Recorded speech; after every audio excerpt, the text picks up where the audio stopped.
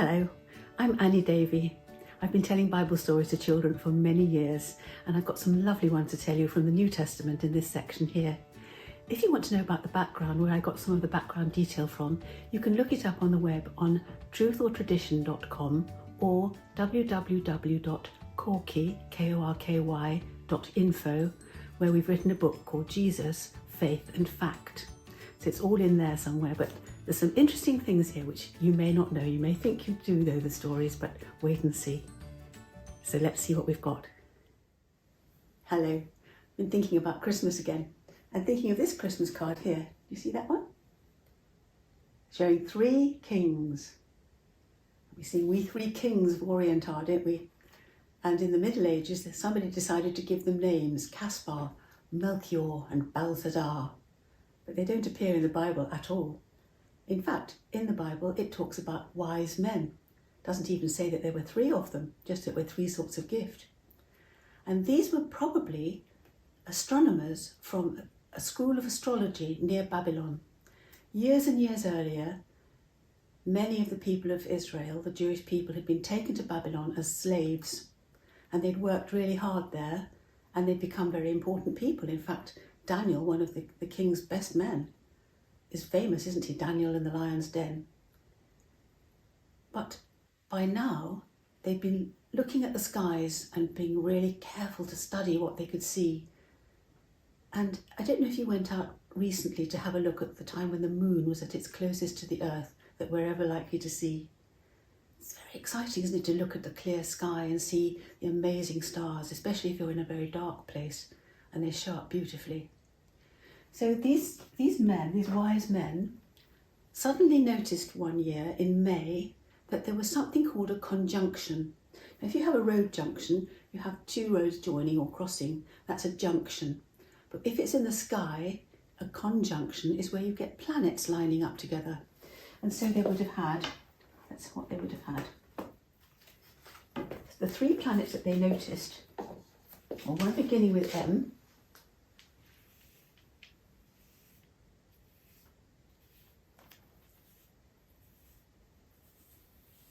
Mercury, that was just a little one.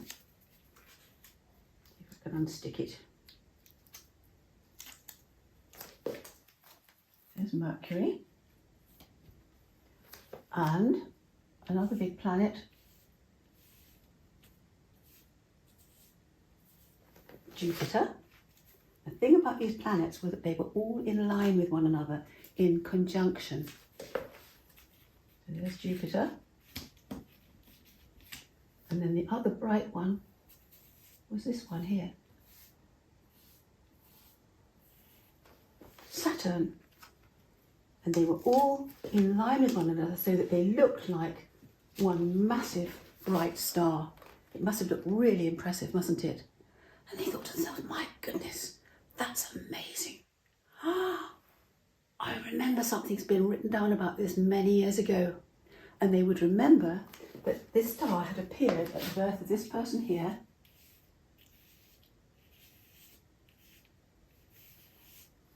Moses and Jacob, and then the king. Oops, wrong one. David. Have you heard of the Star of David? Sometimes you see this little sign put up where there are Jewish people to remind them of the Star of David. Put it up carefully. There's the Star of David. That's a symbol that you often see. And they thought there must be something going on in Israel, something to do with the royal house of David. We must go and see. But it was about the 8th of May when that conjunction appeared. And they knew that it would appear again 2 more times that year.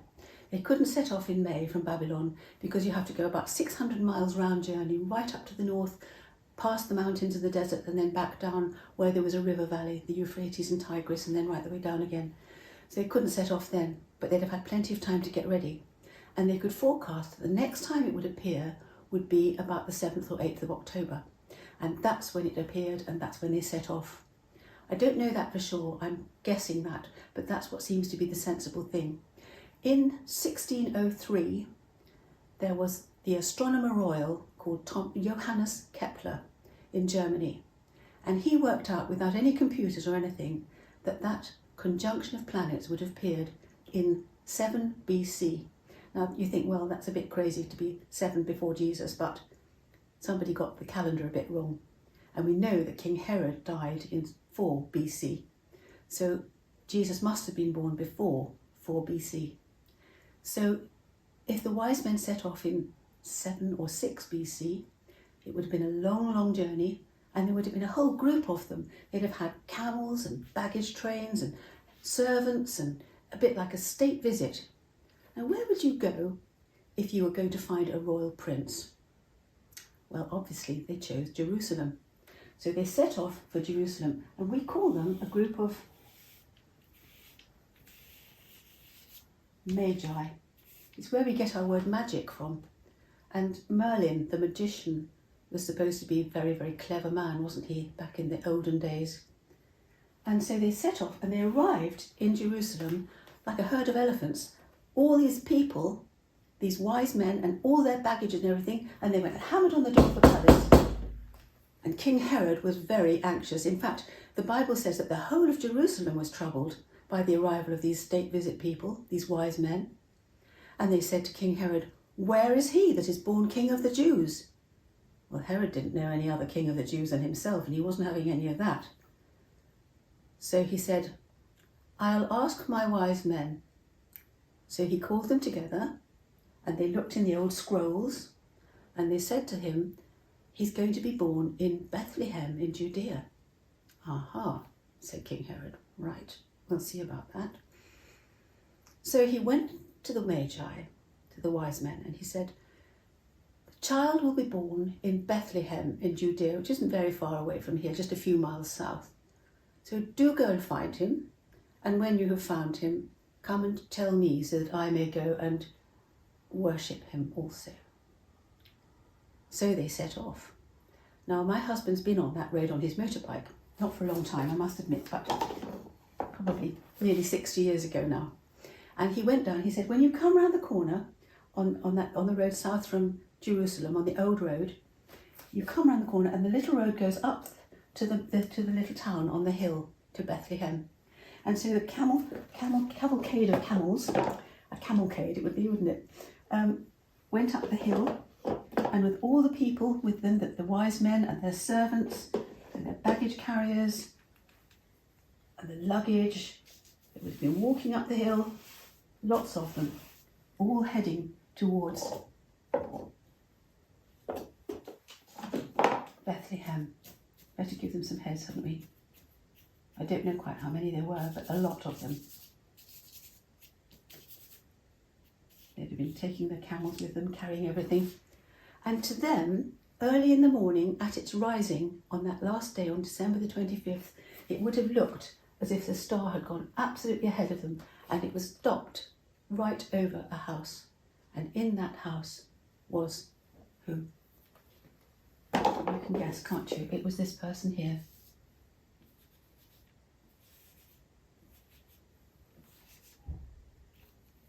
It was the baby Jesus, grown up a bit by then, and in a house, not in a stable. So they would ask themselves, let's see what they would have set up here.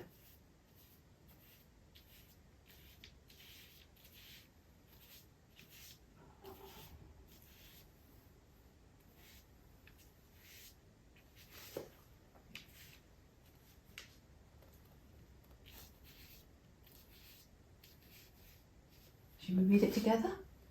What's it all about? What's it all about? This royal star and this tiny baby. He must be the one that God promised years ago. And the Bible says that they fell down in front of him and worshipped him. And they gave him special presents. You know what they were, don't you? Gold and frankincense and myrrh. Now, gold is very heavy to carry.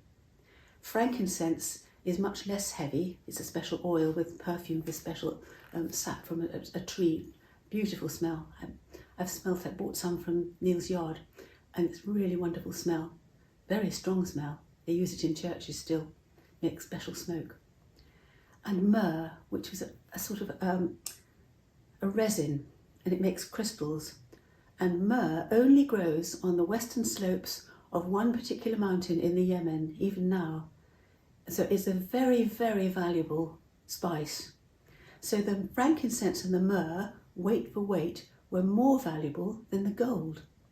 It would be like, if you gave somebody a small bag of myrrh, it'd be like giving them a cheque for £1,000. It was really valuable. And people used it for currency. They said, well, you can have this much myrrh for that, or I can give you some incense for that, or a bit of gold. But it was very, very special. And then they had this dream. God said to them in the dream, don't go back via Herod, okay? So they took it very seriously. And they didn't go back via Herod because he hadn't got good ideas about what he was going to do with the baby Jesus. They went home another way. And then Joseph had a dream as well. And God told Joseph, quick, take the baby and his mother and run away. You've got to go down to Egypt and go there and stay there in a safe place. Well, it wasn't a problem because they'd got all this money with them. They'd have money to live there for as long as they needed. It was a very practical gift, that gold and frankincense and myrrh. Sometimes you hear people making wonderful spiritual connections with the royalty and the priesthood and the death of Jesus, and those are probably true as well. But actually it was very practical, whipped round to help the family survive while they were living in Egypt and before King Herod died. So I think it's the most wonderful story, and I hope that you'll remember that that's what it's about, that star, very special star. Now the only other thing I would like to tell you is this bit here about this, a man called Wu Nu, and he was a Chinese astronomer, miles from them, never heard of them probably, but he recorded the conjunction of Mercury, Jupiter and Saturn in the constellation of Pisces, which was special for Israel, at the same time. It's not just an idea that's been thought up by somebody to put in the Bible to try and make it more exciting. It really happened. And it will next happen again in 2497. 2497, actually, that two's got a bit wonky there.